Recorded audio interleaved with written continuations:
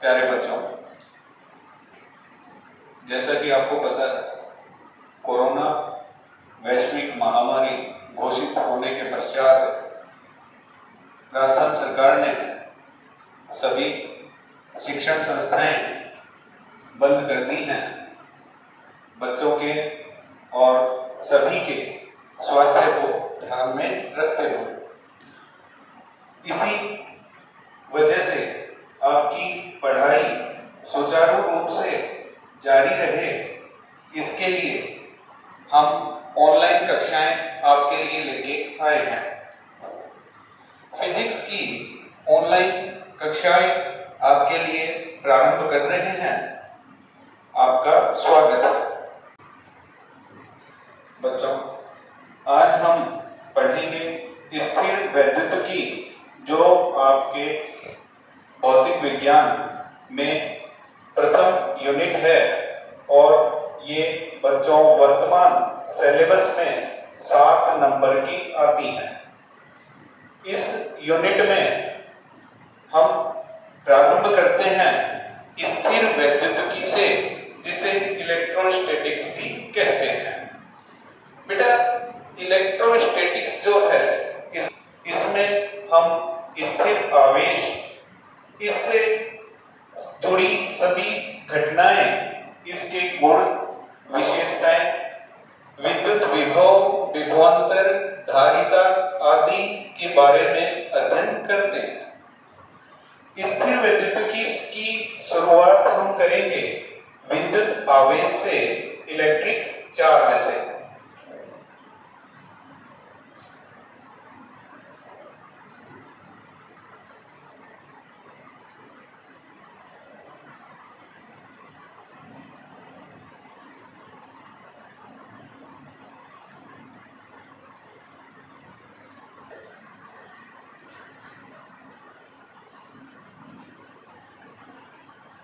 बच्चों, आवेश क्या है? आवेश वह इकाई है जो विद्युत क्षेत्र व चुंबकीय क्षेत्र उत्पन्न करने के लिए उत्तरदायी है। अर्थात आवेश विद्युत क्षेत्र व चुंबकीय क्षेत्र दोनों ही उत्पन्न कर सकता है। बच्चों, आवेश उत्पन्न कैसे होता है, पहले यह समझना आवश्यक है। मान लीजिए दो वस्तुएं हैं।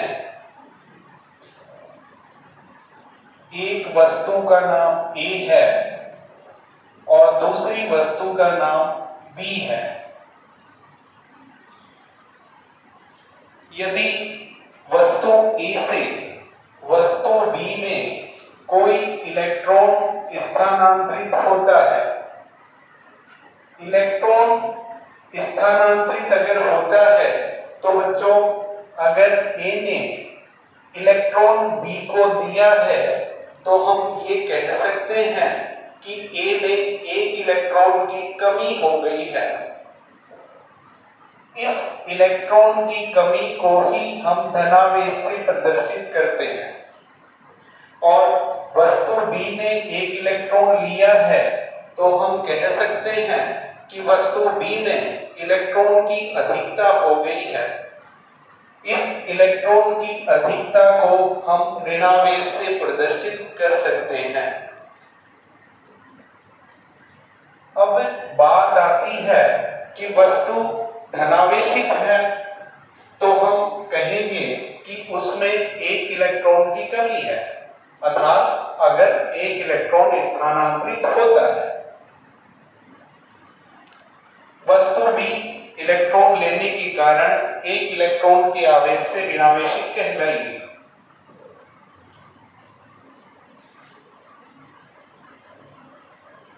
ये तो रही आवेश की प्रकृति की बात। बच्चों, अगर आप कहें कि आवेश की मात्रा कितनी होगी, तो हम ये कहेंगे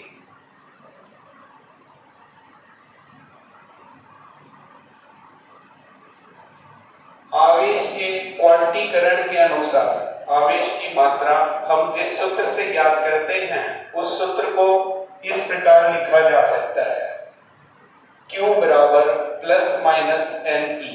यहाँ Q वस्तु पर आवेश की मात्रा है,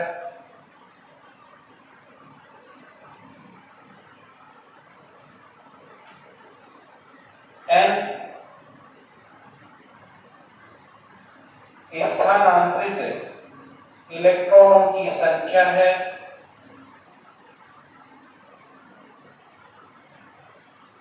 E एक इलेक्ट्रॉन पर उपस्थित आवेश है जिसे हम मुक्त आवेश कह सकते हैं। इस सूत्र के अनुसार यदि हम कहें कि वस्तु ने एक इलेक्ट्रॉन B को दिया है तो धनावेशित वस्तु पर आवेश की मात्रा क्या होगी, और वस्तु B ने एक इलेक्ट्रॉन लिया है तो इस पर आवेश की मात्रा क्या होगी। बेटा इस सूत्र में अगर आप रखेंगे Q इक्वल टू, बेटा स्थानांतरित इलेक्ट्रॉनों की संख्या, अर्थात जैसा कि उदाहरण में हमने लिया है कि एक इलेक्ट्रॉन स्थानांतरित हुआ है तो हम यहां n के स्थान पर 1 रखेंगे। E अर्थात स्थानांतरित जो इलेक्ट्रॉन है उस पर आवेश की मात्रा 1.6 गुणा 10⁻⁻19 कूलम।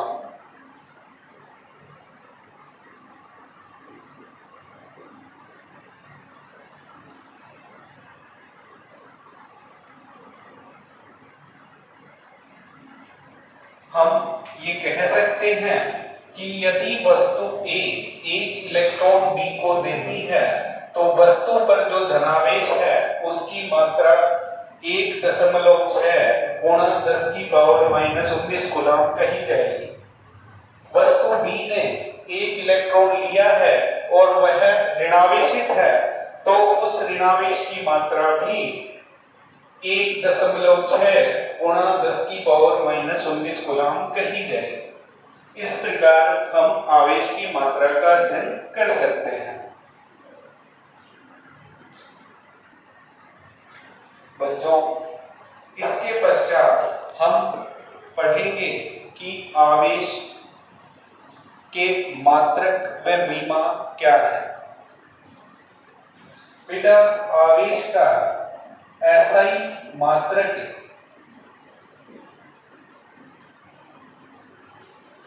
होता है एम्पियर सेकंड अथवा इसे कूलम भी कहा जा सकता है।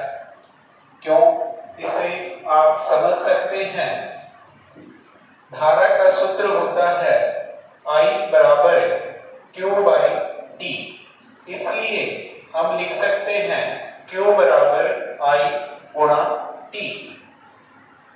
धारा का मात्रक एम्पियर और समय का सेकंड, एम्पियर सेकंड, इसे ही हम कूलम कहते हैं। यह आवेश का एसआई मात्रक है। अन्य छोटे मात्रक में हम लेते हैं माइक्रो कूलम, मिली कूलम, नैनो कूलम आदि। ये हम इसलिए लेते हैं क्योंकि आवेश का जो एसआई मात्रक होता है जिसे कूलम कहते हैं, बच्चों ये एक वृहद मात्रक है।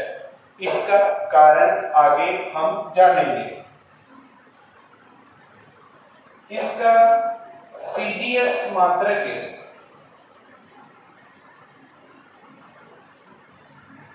ESU यानी कि इलेक्ट्रोस्टैटिक यूनिट कहा जाता है।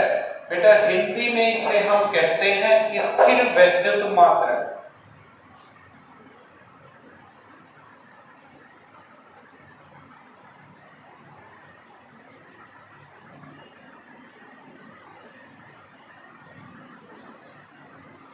इसका एक अन्य मात्रक विद्युत चुंबकीय मात्रक जिसे EMU कहा जाता है, विद्युत चुंबकीय मात्रक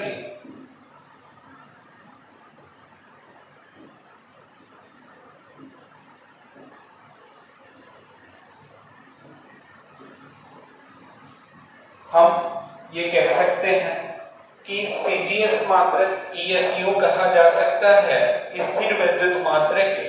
बेटा इसे एक अन्य नाम स्टेट कूलम भी कहा जा सकता है। EMU जो विद्युत चुंबकीय मात्रक है इसे हम एब कूलम भी कह सकते हैं।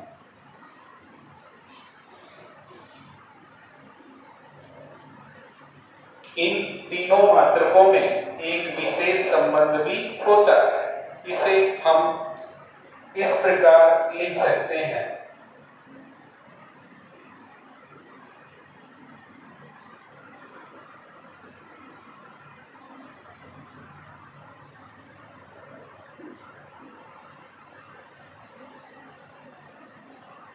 इन तीनों मात्रकों में यह संबंध लिखा जा सकता है।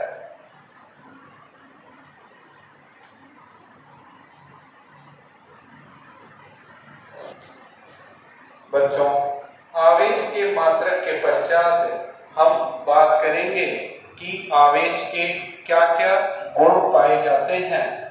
आवेश की मुख्य विशेषताएं भी कहा जा सकता है।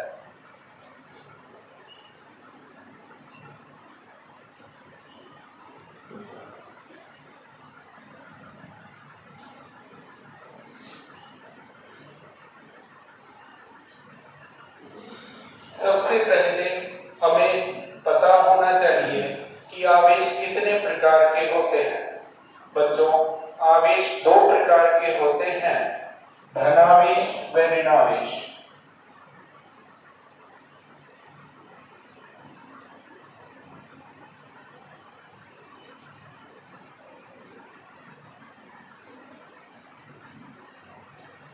धनावेश को हम कह सकते हैं इलेक्ट्रॉन की कमी,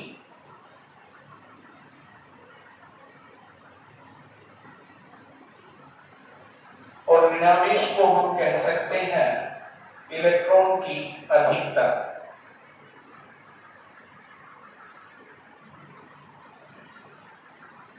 बच्चों, आपने सुना होगा कि विद्युत उदासीनता। अब आवेश के बीच में अगर हमसे पूछा जाए कि विद्युत उदासीनता क्या है, तो इसके लिए हम परमाणु का उदाहरण ले सकते हैं।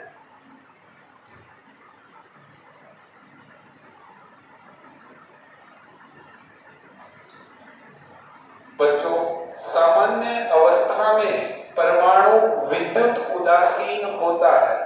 विद्युत उदासीन होने से तात्पर्य इसमें प्रोटॉनों की संख्या इलेक्ट्रॉनों की संख्या के बराबर होती है, तथा हम जानते हैं प्रोटॉन या इलेक्ट्रॉन में आवेश की मात्रा समान होती है और इसका परिमाण होता है, जो आपने पढ़ा मुक्त आवेश का मान, वही एक प्रोटॉन या इलेक्ट्रॉन पर उपस्थित आवेश माना जाता है। प्रोटॉन पर इसकी प्रकृति धनात्मक और इलेक्ट्रॉन पर इसकी प्रकृति ऋणात्मक पाई जाती है। क्योंकि दोनों पर आवेश का परिमाण समान ही है, अतः परमाणु में प्रोटॉन व इलेक्ट्रॉनों की संख्या समान होने के कारण इनका धनावेश व ऋणावेश समान ही होता है। और कुल आवेश अगर ज्ञात किया जाए तो धनावेश की मात्रा और ऋणावेश की मात्रा बराबर होने के कारण इसका नेट चार्ज अर्थात कुल आवेश शून्य कहा जाएगा। यदि किसी वस्तु का कुल आवेश शून्य होता है तो उसे हम विद्युत उदासीन कहते हैं।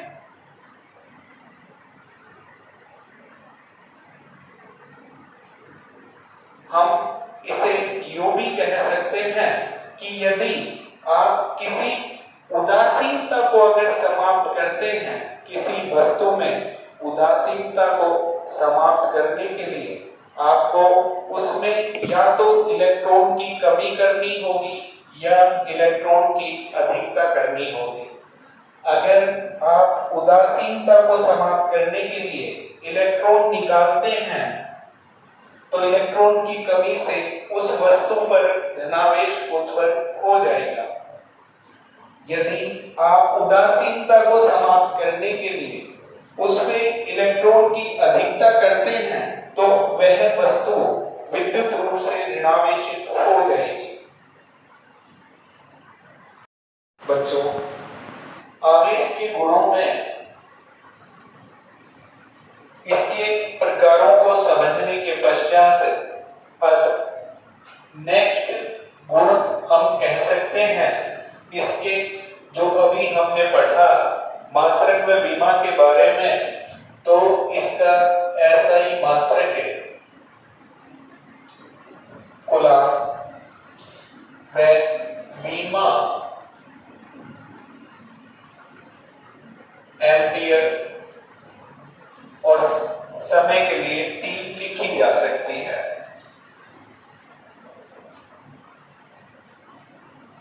इसके पश्चात हम गुणों में यह कह सकते हैं कि समान प्रकृति के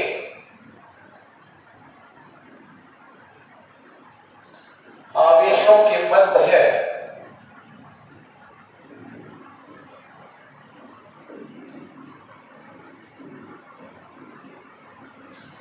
प्रतिकर्षण बल लगता है। अर्थात यदि दो धनावेश अथवा दो ऋणावेश हैं तो वे परस्पर प्रतिकर्षित होंगे। यदि असमान प्रकृति के आवेश लिए जाएं तो असमान प्रकृति के आवेशों के मध्य आकर्षण बल लगता है। अर्थात धनावेश व ऋणावेश निकट आने पर आकर्षण बल का अनुभव करेंगे। इसके साथ ही हमें यहाँ पर इस बात का ध्यान रखना चाहिए कि एक आवेशित वस्तु चाहे वह धनावेशित है अथवा वो ऋणावेशित है, बेटा कोई आवेशित वस्तु अपने विपरीत आवेश तथा उदासीन वस्तु को भी आकर्षित कर सकती है। उसे हम प्रेरण द्वारा आवेशन में अध्ययन करेंगे। यहाँ अगर परीक्षण के आधार पर कहा जाए तो प्रतिकर्षण इसका एक परीक्षण के लिए सही माना जाता है। वो इसलिए क्योंकि प्रतिकर्षण जो पाया जाता है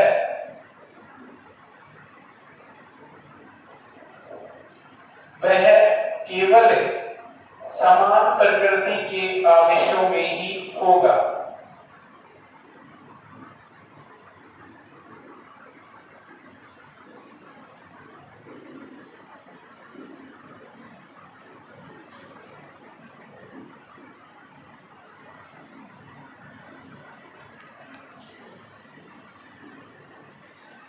तो आवेशों का जो परीक्षण किया जाता है उसमें प्रतिकर्षण गुण को श्रेष्ठ माना जाता है।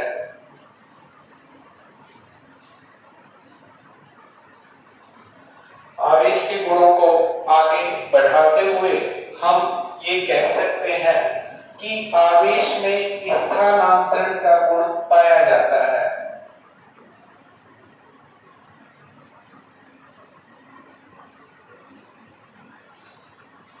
आवेश स्थानांतरित हो सकता है, इसे कुछ इस प्रकार से समझेंगे।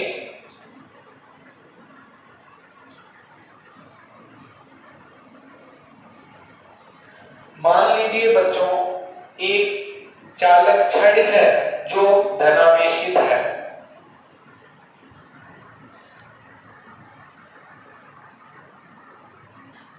यदि इसके संपर्क में एक अनावेशित चालक छड़ लाई जाए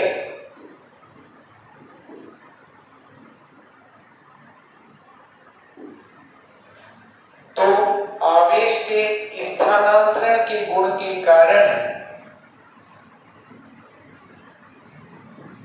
यह चालक छड़ भी आवेशित हो जाएगी। अर्थात हम कह सकते हैं कि एक चालक से दूसरे चालक में आवेश स्थानांतरित हो सकते हैं।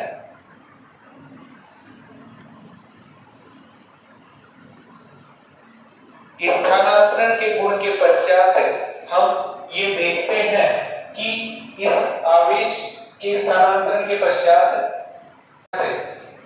हम कह सकते हैं कि आवेश में संरक्षण का गुण भी पाया जाता है।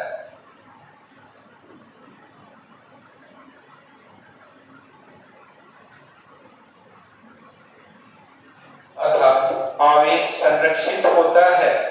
इसके लिए मैं आपको एक उदाहरण द्वारा समझाना चाहूंगा। मान लीजिए बच्चों कि दो वस्तुएं ए व बी हैं जो प्रारंभ में उदासीन है और उदासीन होने के कारण यहाँ निकाय का कुल आवेश शून्य कहा जाएगा।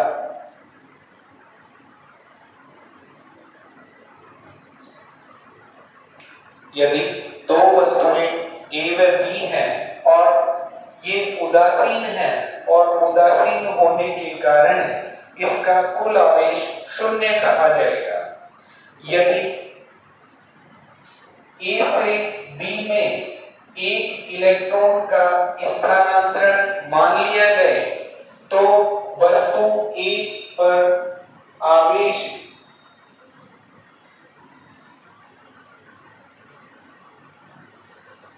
एक इलेक्ट्रॉन के आवेश से वस्तु धनावेशित कहलाएगी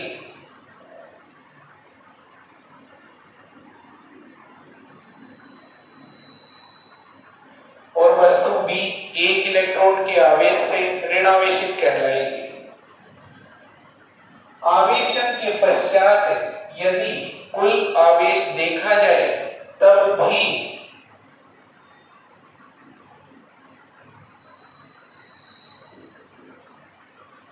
निकाय का कुल आवेश शून्य ही कहा जाएगा। फिर से देखिएगा, प्रारंभ में हमने क्या कहा कि वस्तु ए ने बी को एक इलेक्ट्रॉन दिया है। एक इलेक्ट्रॉन देने से जैसा कि पूर्व में हम जान चुके हैं, सूत्र Q बराबर Ne की सहायता से जिसे आवेश के क्वांटीकरण के अंतर्गत पढ़ा जाता है, इस सूत्र के सहायता से हम A पर आवेश की मात्रा निकालते हैं तो धनावेश में 1.6 गुणा 10 की पावर -19 कूलम यह पाया जाता है और एक इलेक्ट्रॉन ग्रहण करने के कारण वस्तु बी में इतना ही आवेश ऋणावेश के रूप में आ गया है। कुल आवेश शून्य है। आवेशन से पूर्व भी निकाय का कुल आवेश शून्य था। आवेशन के पश्चात भी धनावेश व ऋणावेश समान होने के कारण कुल आवेश शून्य है। इस उदाहरण की सहायता से हम कह सकते हैं कि किसी निकाय का कुल आवेश सदैव संरक्षित होता है।